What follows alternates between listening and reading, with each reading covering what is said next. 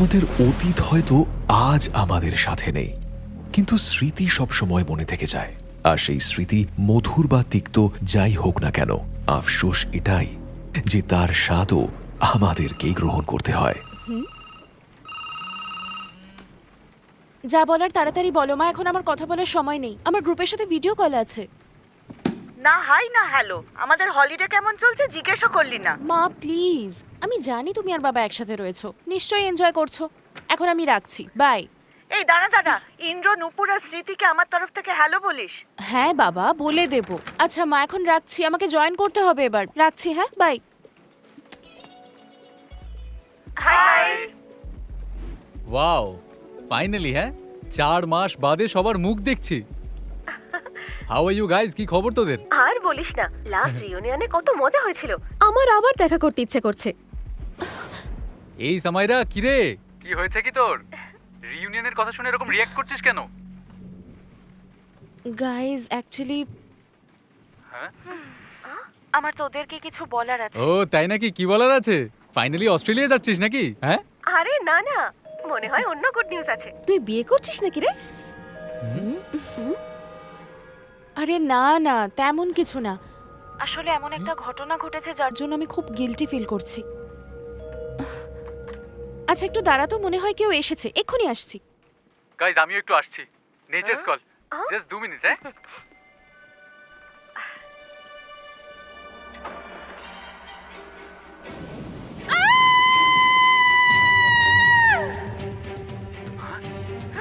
এটা কি হচ্ছে? এটা কি চিৎকার করলো? সামাইরার গলা মনে হলো না? আমি এইমাত্র স্ক্রিনে একটা চোরকে পালাতে দেখলাম মনে হলো। সামাইরা, সামাইরা তুই ঠিক আছিস? সামাইরা, সামাইরা শুনতে পাচ্ছ? কিছু তো বলো। সামাইরা কি হয়েছে?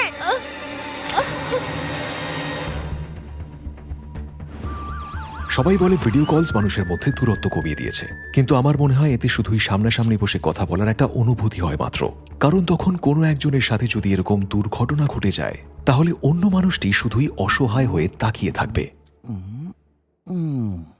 স্যার, ভিকটিম 22 বছরের একটা মেয়ে, মাথায় ধারালো কোনো অস্ত্র দিয়ে আঘাত করেছে। মেয়েটা বেঁচে আছে কিন্তু জ্ঞান ফেরেনি, সময় মতো হাসপাতালে নিয়ে যাওয়া হয়েছিল। তার মানে অ্যাটাকটা এখানেই হয়েছে? হ্যাঁ স্যার। আরে বাহ, নতুন চশমা। কে জানে কেন স্যার কোন আনন্দে দয়া গিফট করলো, পাওয়ার নেই এটাই। বলছিল আমাকে নাকি হেভি হ্যান্ডসাম লাগছে এটা পরে। আচ্ছা আমাকে একটা কথা বলো তো, মেয়েটা কি বাড়িতে একা ছিল? হ্যাঁ স্যার, মা বাবা তো আমেরিকায় গেছে ছুটি কাটাতে, ওনাদের খবর পাঠানো হয়েছে, চলে আসবেন তাড়াতাড়ি।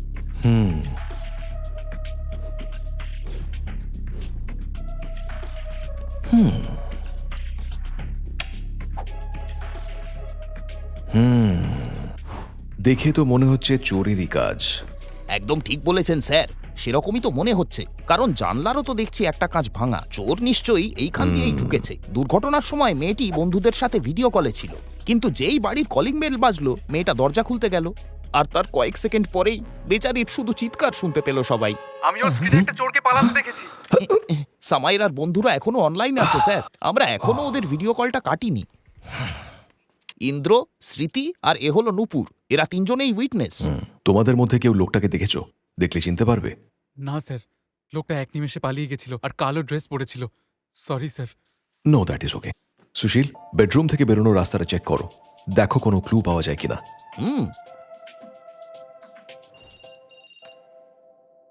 ইম্পর্টেন্ট কিছু বলার আছে দয়া? একটা কেসের মধ্যে আছি। আচ্ছা স্যার, আপনি ওই বন্ধুগুলোকে জিজ্ঞেস করুন না যে কেউ স্ক্রিন রেকর্ড করেছে কিনা, বা যদি অটোমেটিক কোনো কল রেকর্ড হয়ে থাকে। কারণ যদি কোনো রেকর্ডিং পাওয়া যায় তাহলে আপনার চোরকে শনাক্ত করতে সুবিধা হবে। আরে বাহ, এটা তো একটা ভালো বুদ্ধি দিয়েছো। আচ্ছা তোমাদের মধ্যে কেউ কি ভিডিও কলটা রেকর্ড করেছিলে? বা ওই একটা হয় না অটো রেকর্ড অপশন, ওটা অন ছিল কারোর? হ্যাঁ স্যার, আমার অ্যাপে হয়। আমি এখনই আপনাকে ভিডিওটার লিংক বানিয়ে পাঠাচ্ছি। Great, thank you. Daya, yes sir. আচ্ছা একটা কথা বলো তো আমাকে, তুমি আমাদের এই কেসের ব্যাপারে কি করে জানলে? আসলে স্যার, আমাদের লুপহোল কাকা যে চশমাটা পড়ে আছে না, ওটাতে হিডেন ক্যামেরাওয়ালা গ্লাস লাগানো আছে। আমি তো টেস্ট মোড অন করে ওনাকে পড়তে দিয়েছিলাম, আর চশমাটা ভালোই কাজ করছে স্যার। তার মানে এখানে যা যা হচ্ছে তুমি সব দেখতে পাচ্ছ? ইয়েস স্যার, আর এই মুহূর্তে লুফল কাকা আপনার দিকেই আসছে, হাতে একটা ভাঙা গামলা নিয়ে। তো এই একটা ভাঙা গামলা ছাড়া তুমি আর কিচ্ছু পেলে না বলো সুশীল? আপনি কি ম্যাজিক শিখছেন নাকি স্যার? আপনি কি করে জানলেন যে আমি একটা ভাঙা গামলা নিয়ে আসছি? স্যার এটা সামায়রার জানলার নিচে এই অবস্থায় পড়েছিল। চোর যখন সামায়রা জানলা দিয়ে পালাতে গেছিল নিশ্চয়ই তখনই এটা পড়ে গিয়ে ভেঙে গিয়েছে। কিন্তু আপনি কি করে জানলেন যে আমি এই ভাঙা গামলাটা পেয়েছি, তাও আবার জানলার নিচ থেকে? কারণ তোমার নতুন চশমায় ক্যামেরা লাগানো আছে। ছেলেরা বাড়িতে বসে এই কেসের পুরো ইনভেস্টিগেশন দেখতে পাচ্ছে। যদিও সব জিনিস থেকে প্রতিবার তুমিই কোনো না কোনো ক্লু খুঁজে পাও, কিন্তু এইবার বাচ্চারা তোমায় হারিয়ে দিল। হুম হুম হুম হুম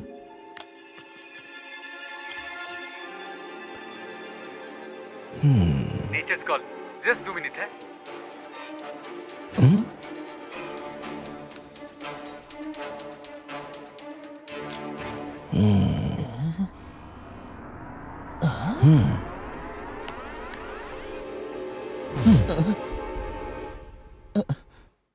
স্যার, এটা তো মুন্না। আমি চিনি ওকে। মাসে কম করে 2-3 বার তো আসবেই জেলের হাওয়া খেতে।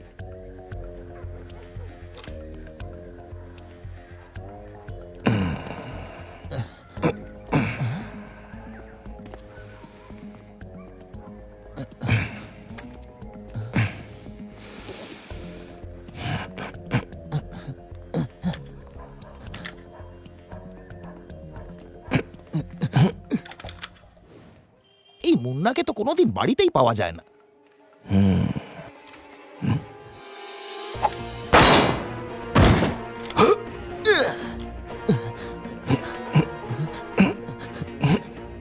মনে হচ্ছে পাখি উড়ে গেছে স্যার।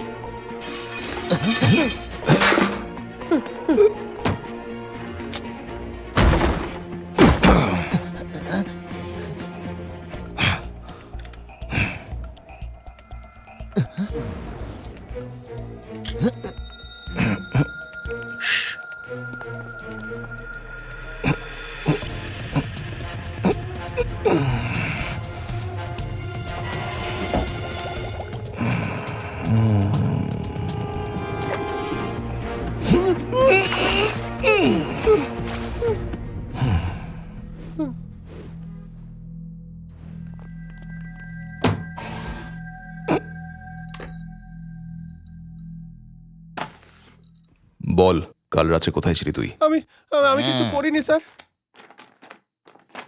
তাহলে এটা কার ছবি? হ্যাঁ? ওই মেয়েটার ওপর অ্যাটাক করে ওখান থেকে পালিয়েছিস। না না স্যার, আমি ছোটখাটো চোর স্যার, কাউকে মারা টারার কাজ আমি করি না। আরে সাবাস রে বেটা, তাহলে চুরির জন্য তোকে একটা ন্যাশনাল অ্যাওয়ার্ড দিই, কি বলিস? না মানে তা নয় স্যার, আমি আমার কাজটা সততার সঙ্গেই করি। খুলে বল কাল রাতে কি হয়েছিল? ওই বাড়িটার উপর অনেকদিন ধরেই আমার নজর ছিল। কাল ভাবলাম এক হাত মেরেই আসি। ওখানে পৌঁছানোর পর চেক করার জন্য আমি 2-3 বার দরজা ঠকঠক এই যে মুন্না সোনা, আমরা কি ঘাস খেয়ে বড় হয়েছি বলে মনে হয়? কোন চোর চুরি করতে গিয়ে দরজা ঠকঠক করে রে? কেউ যদি দরজা খুলে দিত তখন? আরে সেটাই তো দেখতাম, ভেতরে কেউ আছে নাকি।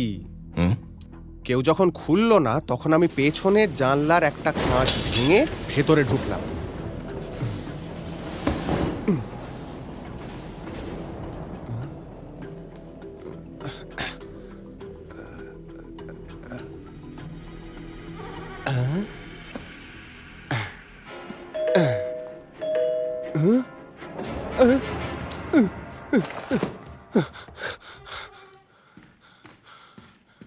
কে?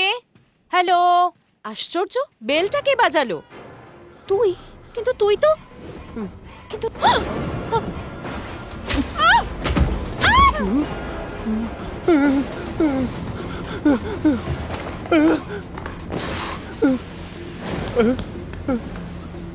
তখন তার হাত থেকে বাঁচার জন্য আমি পেছনের দরজা দিয়ে পালিয়ে গেলাম। আমাকে দেখতে পেলে ঝামেলায় পড়ে যেতাম স্যার। তুমি ওই আক্রমণকারীকে দেখেছো?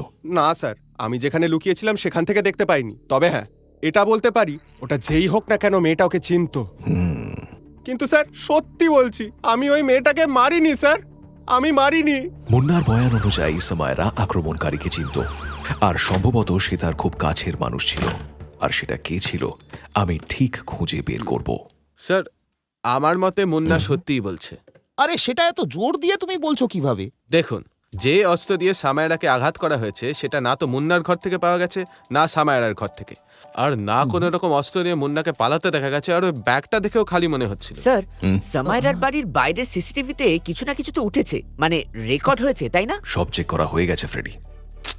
শুধু মুন্নাকেই ঢুকতে আর বেরোতে দেখা গেছে। যে আক্রমণকারীর কথা বলছে তাকে তো সিসিটিভিতে কোথাও দেখাই গেল না। স্যার আমি বলছি শুনুন, এটা মুন্নারই কাজ, ব্যাস কেস সলভড।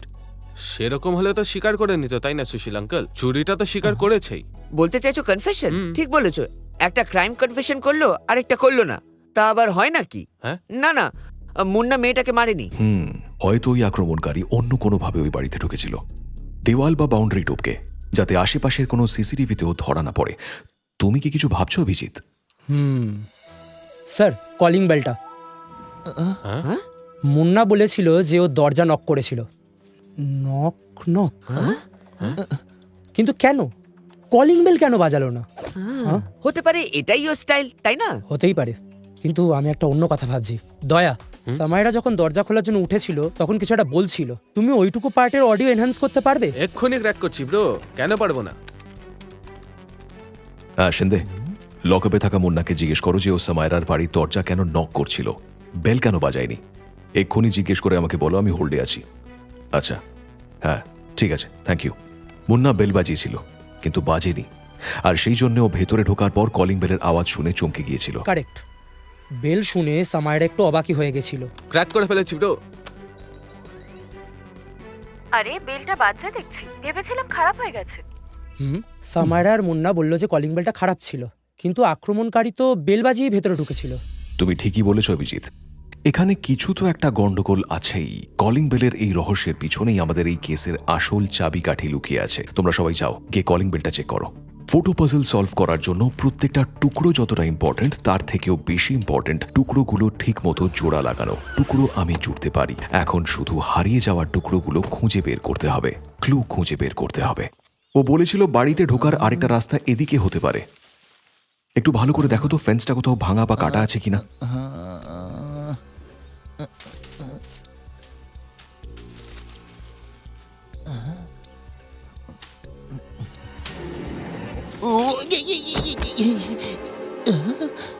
স্যার এইদিকে।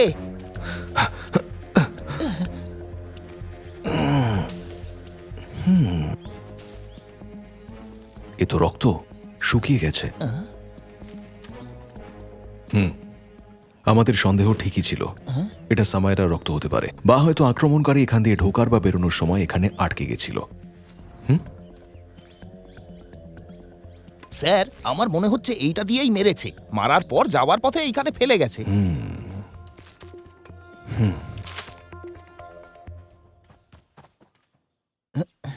এই দাগটা দেখে মনে হচ্ছে যে এখানে কোনো গাড়ি দাঁড়িয়েছিল। দাগটা বেশ গভীর, ডাবল টায়ারের গাড়ি, নিশ্চয়ই কোনো হেভি ডিউটি গাড়ি হবে, কোনো ট্রাক বা বড় ভ্যান।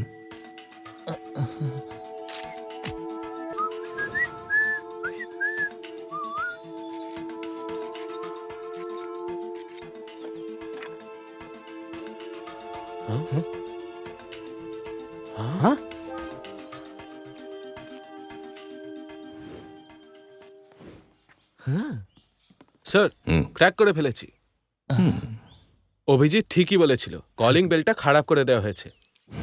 স্যার এটা বাড়ির ইলেকট্রিক সাপ্লাইয়ের থেকে ডিসকানেক্ট করে দেওয়া হয়েছিল, আর রিমোট কন্ট্রোলের সাথে কানেক্ট করা হয়েছিল। এই দেখুন, এটা হলো রিমোট রিসিভার, যাতে কেউ দূর থেকে বেল বাজাতে পারে, তাই না? ওহো, যাকে বলে লং ডিস্টেন্স বেল রিংগিং, টিং টং। হ্যাঁ, আক্রমণকারীর দূর থেকে বেল বাজানোর একটাই কারণ হতে পারে, যাতে তাকে এখানে আসতে না হয়। কিন্তু স্যার সে তো এসেছিল, আর সামায়রাকে আঘাতও করে গেছে। একদম এসেছিল, কিন্তু মনে আছে মুন্না বলেছিল ও কারুর দৌড়ানোর আওয়াজ শুনতে পেয়েছিল। তার মানে বেল বাজার সময় আক্রমণকারী দরজার বাইরে ছিল না, একটু দূরে ছিল, যেখানে দাঁড়িয়ে রিমোট দিয়ে বেল বাজাতে পারে। কিন্তু আমরা ব্যাকইয়ার্ডে বাউন্ডারিতে একটা হিডেন গেট খুঁজে পেয়েছি, আর তার বাইরে হেভি ডিউটি গাড়ির দাগ। মানে আক্রমণকারী বাড়ির পিছনে ওই ভ্যানটায় ছিল, আর ওখান থেকেই সম্ভবত বেল বাজিয়েছিল। কিন্তু সেটা কে? তার মানে আক্রমণকারী তো যে কেউ হতে পারে। দয়া ঠিকই বলছে, আক্রমণকারী যে কেউ হতে পারে। না না, যে কোনো কেউ কেন হতে যাবে রে ভাই? See what I am trying to say is, পৃথিবীতে এমন 3 জন মানুষ আছে যারা এই কাজ করতে পারে না। ইন্দ্র, নুপুরা, স্মৃতি, মানে যে 3 জন ভিডিও কলে ছিল। আরে ম্যান, ওরা এটা করতে পারবে না, তাই না? ঠিক বললাম তো? ঠিক বললাম তো? না না না, ব্যাপারটা তেমন নয় ফ্রেডি, কিন্তু তোমার কথা শুনে একটা পসিবিলিটির কথা মাথায় এলো। মেনে নিলাম যে তিনজনেই দেশের বাইরে রয়েছে আর ঘটনার সময় ভিডিও কলে ছিল, কিন্তু এদেরকে ইগনোর করলে চলবে না, কারণ ওরাও সামায়রার কাছের লোক। তাই কাউকে এভাবে ক্লিন চিট দেওয়া যাবে না। আমাদেরকে এদের ব্যাকগ্রাউন্ড চেক করতেই হবে। এমনও হতে পারে যে রিমোট দিয়ে বেল এদের মধ্যে থেকেই কেউ একজন বাজিয়েছে।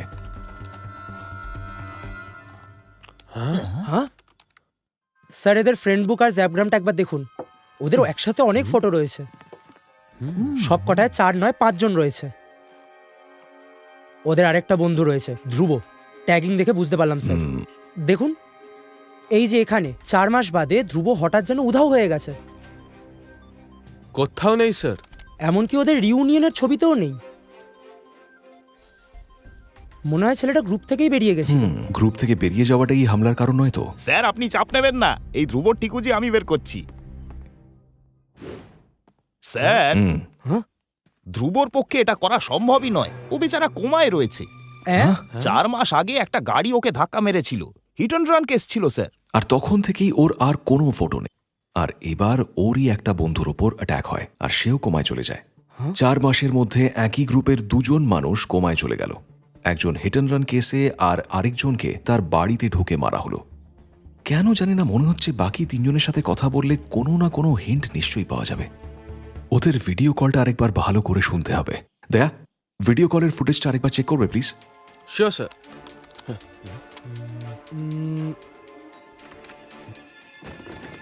আরে এ কি স্যার, এই উইন্ডোটা দেখুন, পেছনের ফ্রেমটা কেমন অদ্ভুত লাগছে। আরে বাস, বাড়িটা তো ডিস্কো করছে। ডিস্কো ডান্সিং বাড়ি নাকি ভাই? দয়া, এই ফুটেজটা আরেকবার রিভাইন্ড করো তো। ফ্রেডি, তুমি জানো না তুমি কতটা কাজের। Good job Freddie. ঠিক বুঝলাম না স্যার। আবার মনে হয় এটা কোনো বাড়ি নয়, একটা ভ্যানে বাড়ির সেটআপ। যখন গাড়ির দরজাটা বন্ধ করেছে নিশ্চয়ই তখনই এই মুভমেন্টটা হয়েছে। গাড়ির দরজা বন্ধ করার সময় গাড়িতে ঝোলানো জিনিসপত্র একটু হলেও নড়ে যায়।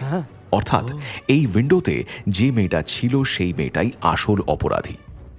কারেক্ট। এবার সব মিলে যাচ্ছে। মুন্নার স্টেটমেন্ট অনুযায়ী সামায়রা আক্রমণকারীকে চিনত আর তার রিমোট কন্ট্রোল দিয়েই কলিং বেল বাজানো হয়েছিল, তাও আবার ব্যাকইয়ার্ডে পার্ক করা গাড়িতে বসে। আর ঠিক সেই জন্যই ভিডিও কল ছেড়ে ওঠার পরেই পিছনের পেইন্টিংগুলো নড়ে উঠেছিল আর তার ঠিক পরেই সামায়রার ওপর অ্যাটাক হয়েছিল। কাজ হয়ে যাওয়ার পর আবার ভিডিও কলে জয়েন করে আর ওই গাড়িতে আর কেউ নয়, নূপুর বসেছিল।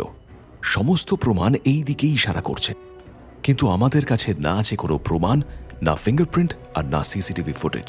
আমাদের ওকে হাতে নাতেই ধরতে হবে। এমন পরিস্থিতি তৈরি করতে হবে যাতে ও নিজের মুখে সব অপরাধ স্বীকার করে। কিন্তু কিভাবে স্যার? হতে পারে নূপুরের সাথে আরো কেউ জড়িত রয়েছে। আমি ইন্দ্র, নূপুর আর স্মৃতিকে মেসেজ করেছি যে সামায়রার জ্ঞান ফিরেছে আর কাল আমরা ওর স্টেটমেন্ট রেকর্ড করব। দেখা যাক হসপিটালে আগে কার পদধূলি পড়ে।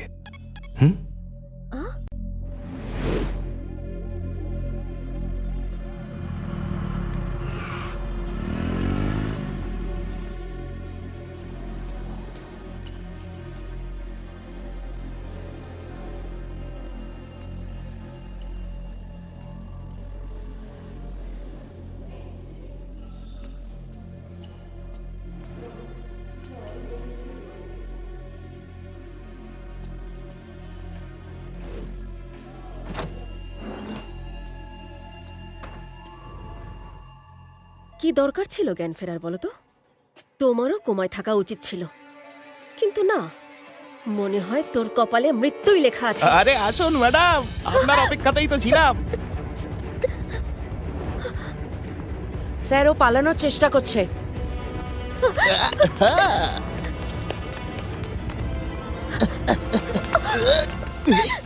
তুমি এখান থেকে পালাতে পারবে না নূপুর। বেরোনোর সব রাস্তা পুলিশ আটকে রেখেছে।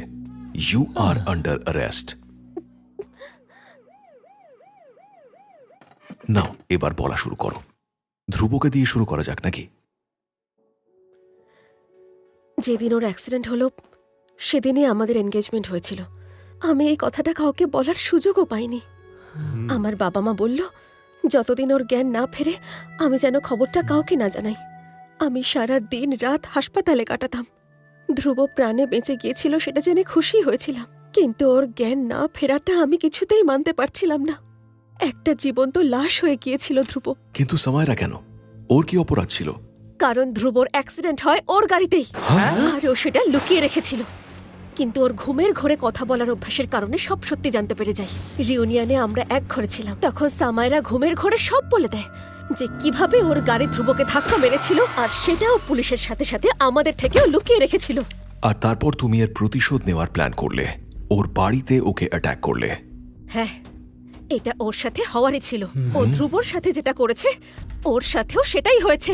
আর এই সব তুমি করেছো তোমার নকল বাড়িতে বসে, যেটা তুমি ভ্যানের মধ্যে বানিয়েছিলে। আর সেখান থেকেই ভিডিও কলে জয়েন করো, আর গাড়িটা তুমি ওর ব্যাকইয়ার্ড ফেন্সের কাছে পার্ক করেছিলে, যাতে রিমোট কন্ট্রোল দিয়ে তুমি ওর বাড়ির বেল বাজাতে পারো, আর সুযোগ বুঝে ফেন্সের দরজা দিয়ে ওর বাড়িতে ঢুকতে পারো, আর ধারালো অস্ত্র দিয়ে ওকে অ্যাটাক করে আবার ভিডিও কলে জয়েন করতে পারো। রিউনিয়নের পর তুমি আর দুবাইতে ফিরেই যাওনি। প্রতিশোধ নেওয়ার জন্য তুমি এখানেই ছিলে, আর সেটা করতে তুমি সফল হয়েছো। কিন্তু এটাতে সফল হওয়ার থেকে অনেক ভালো হতো যদি তোমার প্ল্যান বারবার ফেল হয়ে যেত। তাতে আরেকটা মেয়ের জীবন এভাবে নষ্ট হতো না। আমাদের মন অনেক সময় আমাদের মস্তিষ্ককে কবজা করে নেয়, আর আমরা আবেগের বশে এমন কিছু করে বসি যার ফলে আমরা আর স্বাভাবিক জীবনে ফিরে যেতে পারি না। কিন্তু অপরাধী নিজেকে যতই চালাক মনে করুক না কেন, শেষ পর্যন্ত আমার হাতে ধরা পড়তেই হবে। আমি ইন্সপেক্টর প্রদ্যুম্ন, CID।